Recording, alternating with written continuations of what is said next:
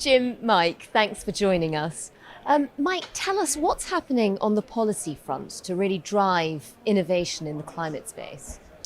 Well, it takes both policy, technology, and markets to move this energy transition. And really, across multiple geographies right now, we are seeing governments take action that help across all three of those.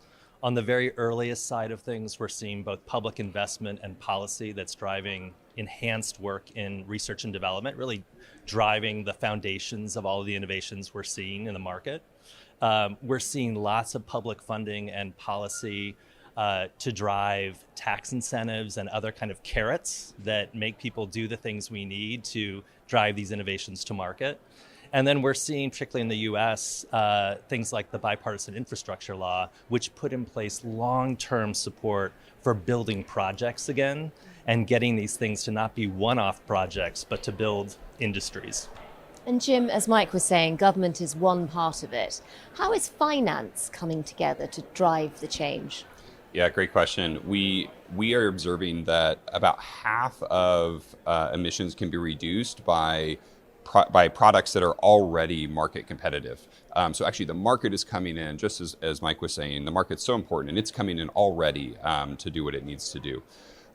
And there are some parts of emissions that can't be reduced by something that currently is market competitive. There's a green premium for it.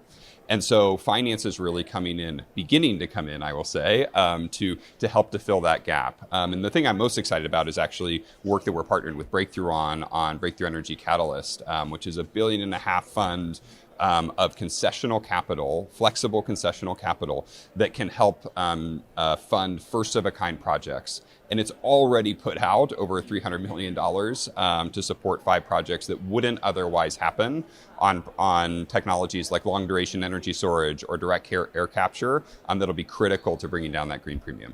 Mike, for you, what makes you most hopeful about the next few years? Honestly, what makes me the most hopeful is to look back at where we were just 5 years ago and see where we've come today, right? I mean, so many of the companies that are showcased here at this summit, there's 100 plus companies that are bringing their innovations here. And honestly, 5 years ago, most of them weren't around doing this, and they weren't certainly attracting the kind of investment that Jim's talking about that is happening in large numbers.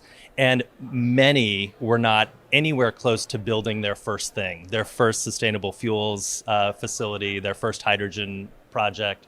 And today that's happening in a way that looks way more at scale than we could have hoped for. And Jim, the finance is coming together now. What are you hoping it'll achieve?